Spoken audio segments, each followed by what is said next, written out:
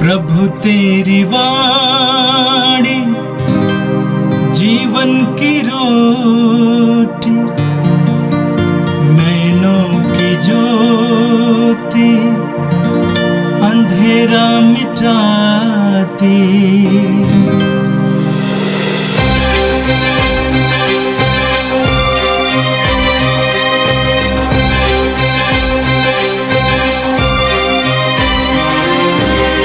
प्रभु तेरी वाणी जीवन की रोटी, नैनों की ज्योति अंधेरा मिटाती। प्रभु तेरी वाणी जीवन की रोटी, नैनों की ज्योति अंधेरा मिटाती। वाणी वाणी वाणी वाणी वाणी पवित्र है, शाश्वत है, जीवन का मन्ना है। 3 जुलाई बुधवार। पहला पाठ प्रेरित चरित अध्याय 10 पद संख्याएं 24 से लेकर 35 तक। दूसरे दिन वह उनके साथ चल दिया और योप्पे के कुछ भाई भी उनके साथ हो लिए। वह अगले दिन कैसरिया पहुंचा। कर्नेलियुस अपने संबंधियों और घनिष्ठ मित्रों को बुलाकर उन लोगों का प्रतीक्षा कर रहा था। जब पेतरुस उनके यहाँ आया तो कुरनेलियुस उससे मिला और उसने पेतरुस के चरणों पर गिरकर उसे प्रणाम किया। किंतु पेतरुस ने उसे यह कहते हुए उठाया, खड़े हो जाइए, मैं भी तो मनुष्य हूँ। और उसके साथ बातचीत करते हुए घर में प्रवेश किया। वहाँ बहुत से लोगों को एकत्र देखकर पेतरुस ने उनसे यह कहा, आप जानते हैं कि गैर यहूदी के संपर्क रखना या उसके घर में प्रवेश करना यहूदी के लिए सख्त मना है, किंतु ईश्वर ने मुझ पर यह प्रकट किया है कि किसी भी मनुष्य को अशुद्ध अथवा अपवित्र नहीं कहना चाहिए।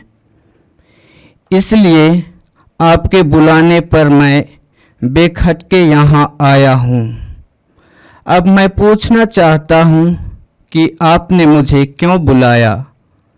कर्नेलियुस ने उत्तर दिया, 4 दिन पहले इसी समय मैं अपने घर में संध्या की प्रार्थना कर रहा था कि उजले वस्त्र पहने एक मनुष्य मेरे सामने आ खड़ा हुआ।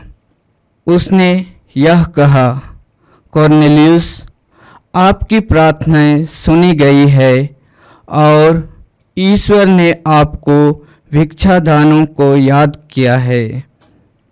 उसने यह कहा, कुरनेलियुस, आपकी प्रार्थनाएं सुनी गई है और ईश्वर ने आपके भिक्षादानों को याद किया।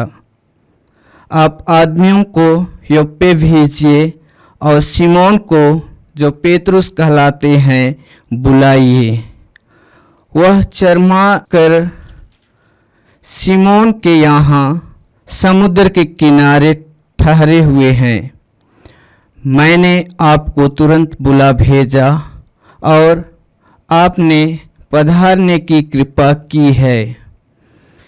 ईश्वर ने आपको जो जो आदेश दिए हैं उन्हें सुनने के लिए हम सब यहाँ आपके सामने उपस्थित हैं।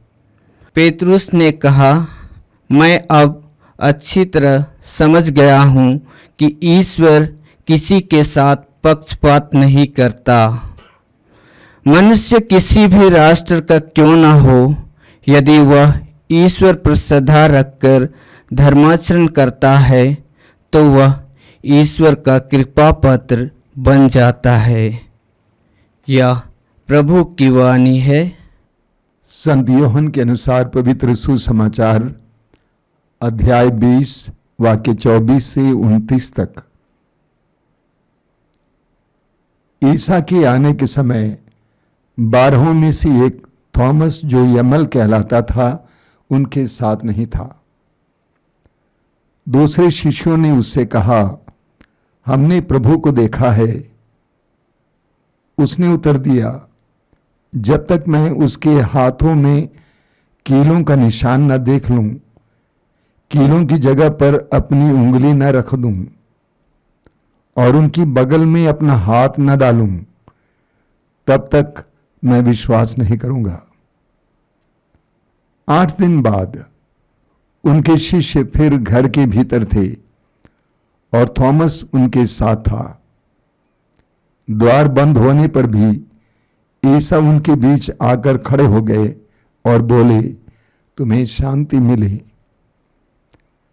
तब उन्होंने थॉमस से कहा, अपनी उंगली यहां रखो, देखो ये मेरे हाथ हैं। अपना हाथ बढ़ाकर मेरी बगल में डालो और अविश्वासी नहीं बल्कि विश्वासी बनो। थॉमस ने उत्तर दिया, मेरे प्रभु, मेरे ईश्वर। ईसा ने उससे कहा, क्या तुम इसलिए विश्वास करते हो कि तुमने मुझे देखा है? धन्य है वे जो बिना देखे ही विश्वास करते हैं। यह प्रभु का दिव्य सुसमाचार है। ख्रिस्त प्रभु की जय। मेरे प्रिय भाई और बहनों, आज हम एक महान संत का पर्व मना रहे हैं। प्रभु यीशु के 12 प्रेरितों में से एक संत थॉमस का पर्व।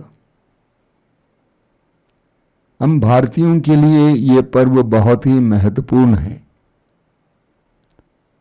संत थॉमस गलीलिया के रहने वाले थे और एक मछुआ थे। वो अशिक्षित थे। इसके बावजूद प्रभु यीशु ने उन्हें अपने 12 प्रेरितों में से एक चुना। थॉमस नाम का अर्थ हिंदी में जुड़वा हो सकता है। थॉमस अशिक्षित थे, साधारण थे, मछुए थे। इसके बावजूद प्रभु के प्रति समर्पण और साहस के बारे में हमें सुसमाचार में पढ़ने को मिलता है। यूहन्ना के सुसमाचार के अध्याय 11 में हम पढ़ते हैं, प्रभु यीशु बैथनिया जा रहे थे और प्रभु ने अपने शिष्यों से कहा कि वहां पर मेरे साथ अत्याचार होगा। तो शिष्यों ने कहा कि ऐसे में हमें जाने की क्या जरूरत है। थॉमस ने शिष्यों से कहा, चलो हम भी यीशु के साथ जाएं और यीशु के साथ मरें। इसके अलावा यूहन्ना के सुसमाचार के अध्याय 14 में जब प्रभु यीशु ने स्वर्गारोहण के बारे में कहा और कहा कि तुम जानते हो कि मैं कहां जा रहा हूं, वाक्य 8 में हम पढ़ते हैं, थॉमस ने कहा कि प्रभु, हम ये भी नहीं जानते हैं कि आप कहां जा रहे हैं, तो हम मार्ग कैसे जानेंगे। उस समय उत्तर में प्रभु यीशु ने एक बहुत बड़ी घोषणा की। वाक्य 9 में प्रभु ने कहा, मार्ग, सत्य और जीवन मैं हूं। माना जाता है, परंपरा बताती है, संत थॉमस सन 52 में 52 में हमारे भारत के केरल के तट पर पहुंच गए सुसमाचार का प्रचार करने के लिए। और वहां आसपास में काफी घूम घूम कर बड़े बड़े चिन्ह और चमत्कार प्रकट करते हुए बहुत सारे लोगों को यीशु के अनुयायी बनाए। और माना जाता है कि संत थॉमस ने कई वहां गिरजाघर भी स्थापित किए। परंपरा हमें यह भी बताती है कि उनकी हत्या चेन्नई के मैलापुर में हुई। अभी भी उनकी कब्र वहां है, ऐसा माना जाता है। और एक पहाड़ है जिसको सेंट थॉमस पहाड़ कहा जाता है, और एक दूसरा पहाड़ है चिन्नामलई कहा जाता है, जहां पर विश्वास करते हैं कि संत थॉमस गए थे और उनके पद चिन्ह लगे हुए थे। आज का पहला पाठ प्रेरित चरित्र के अध्याय 10 से लिया गया था।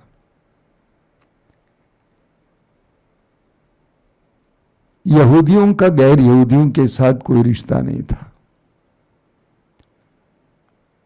उनके आपस में कोई उठना बैठना नहीं था, कोई रिश्ता नहीं था। लेकिन पवित्र आत्मा की प्रेरणा से पेतरुस कैसरिया निवासी एक अधिकारी गैर यहूदी कॉर्नेलियुस के घर पे पहुंच जाते हैं।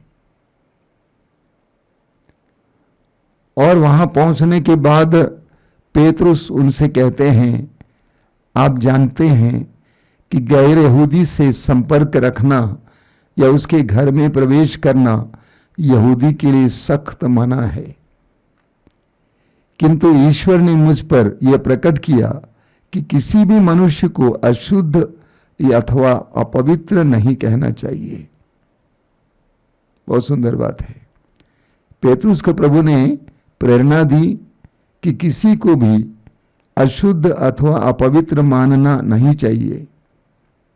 आगे पेतरुस ने कहा, इसलिए आपके बुलाने पर मैं बेखटके यहां आया हूं। अब मैं पूछना चाहता हूं कि आपने मुझे क्यों बुलाया। कॉर्नेलियुस की बात को सुनिए। कॉर्नेलियुस ने उत्तर दिया, 4 दिन पहले इसी समय मैं अपने घर में संध्या की प्रार्थना कर रहा था कि उजले वस्त्र पहने एक पुरुष मेरे सामने आकर खड़ा हुआ। उसने ये कहा, कॉर्नेलियुस, आपकी प्रार्थनाएं सुनी गई हैं और ईश्वर ने आपके भिक्षादानों को याद किया। आप आदमियों को योप्पे भेजिए और सीमोन को, जो पेतरुस कहलाते हैं, बुलाइए। मैंने आपको तुरंत बुला भेजा और आपने पधारने की कृपा की है। ईश्वर ने आपको जो जो आदेश दिए हैं उन्हें सुनने के लिए हम सब यहां आपके सामने उपस्थित हैं। बहुत ही हृदय स्पर्शी बात है। कॉर्नेलियुस एक अधिकारी था। कॉर्नेलियुस गैर यहूदी था, तब भी वो नियमित रूप से प्रार्थना किया करता था और उसे स्वर्गदूत दिखाई देता है और कहता है कि आपकी प्रार्थना सुनी गई है, आपका भिक्षादान ईश्वर ने देख लिया है। एक गैर यहूदी होने के बावजूद, एक अधिकारी होने के बावजूद कॉर्नेलियुस नियमित रूप से प्रार्थना किया करता था, भिक्षा दान दिया करता था। उसके उत्तर के रूप में कॉर्नेलियुस और उसके परिवार को सुसमाचार मिला। और आगे हम पढ़ेंगे कि उसके परिवार के साथ उसने बपतिस्मा ले लिया और यीशु मसीह पर विश्वास करते हुए एक नया जीवन शुरू किया। पेतरुस ने कहा, मैं अब अच्छी तरह समझ गया हूं कि ईश्वर किसी के साथ पक्षपात नहीं करता है। पेतरुस ने कहा, मैं अच्छी तरह समझ गया हूं कि ईश्वर किसी के साथ पक्षपात नहीं करता। मनुष्य किसी भी राष्ट्र का क्यों न हो, यदि वो ईश्वर पर श्रद्धा रखकर धर्माचरण करता है तो वह ईश्वर का कृपा पात्र बन जाता है। इस सत्य को सबको जानना है, मसीहियों और विश्वासियों को जानना है। मनुष्य किसी भी राष्ट्र का क्यों न हो, यदि वो ईश्वर पर श्रद्धा रखकर धर्माचरण करता है तो वो ईश्वर का कृपा पात्र बन जाता है। आगे हम पढ़ेंगे कि पेतरुस ने सुसमाचार सुनाया और पवित्र आत्मा उन सब पर उतरा और उन्होंने बपतिस्मा ग्रहण करके यीशु के अनुयायी बनने का निर्णय लिया।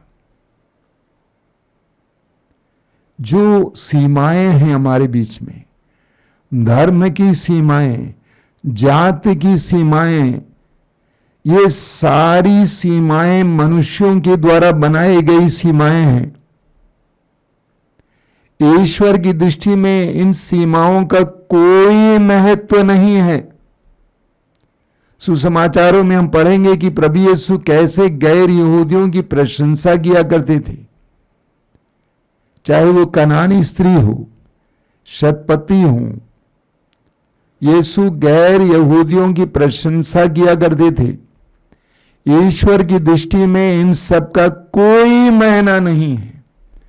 धर्म का, जात का, गोत्र का, वर्ण का कोई मायना नहीं है। इस सच्चाई को हर एक विश्वासी को और हर मसीही को जानना अति आवश्यक है। और आज का सुसमाचार संत यूहन्ना के सुसमाचार की अध्याय 20 से लिया गया था। प्रभु यीशु की मृत्यु के बाद सभी शिष्य डर गए थे और वे डर के मारे एक कमरे में बंद पड़े हुए थे। प्रभु यीशु उस बंद कमरे में प्रवेश किए पुनर्जीवित होकर और उनसे कहा तुम्हें शांति मिली।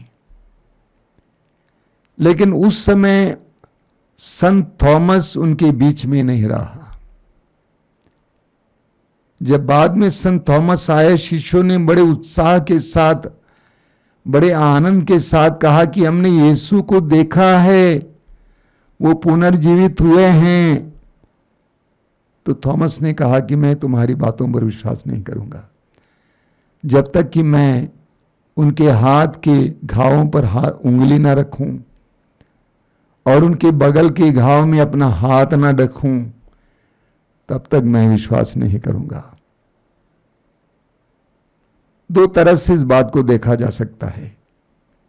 एक है कि थॉमस अविश्वासी था, दूसरा है कि थॉमस दूसरों की बात पर विश्वास नहीं करना चाहता था, बल्कि एक व्यक्तिगत अनुभव चाह रहा था। वो यीशु को व्यक्तिगत रूप से अनुभव करना चाहता था। और मैं कहूंगा हर विश्वासी को, हर मसीही को यीशु को करीबी से व्यक्तिगत रूप से अनुभव करने की जरूरत है। अधिकतर लोग दूसरों के बताई हुई बातों पर निर्भर रहते हैं। जो शिक्षा हमारे धर्म शिक्षा के समय प्राप्त हुई उसी पर निर्भर रहते हैं, या किसी ने आपको वचन सुनाया उसी पर निर्भर रहते हैं। एक व्यक्तिगत अनुभव का ख्याल नहीं करते हैं। जानते हैं हमारा जीवन उस समय परिवर्तित हो जाता है जब हम व्यक्तिगत रूप से यीशु को देखेंगे और अनुभव करेंगे। यीशु के शिष्यों को मरवाने के लिए जा रहे पौलुस को दमिश्क के मार्ग पर पुनर्जीवित यीशु का व्यक्तिगत अनुभव मिला। पौलुस बदल गया। पौलुस कहते हैं अब से मैं नहीं बल्कि मसीह मुझ में जीता है। उसका स्वभाव बदल गया, उसकी दिशा बदल गई, उसका जीवन दर्शन बदल गया। प्रेतुस पेरिचरित के अध्याय 4 वाक्य 20 में कहते हैं हमने जो देखा और सुना है उसके विषय में ना कहना हमारे लिए असंभव है।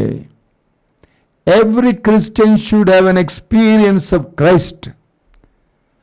हर मसीही को, हर विश्वासी को मसीह का एक व्यक्तिगत अनुभव होना जरूरी है।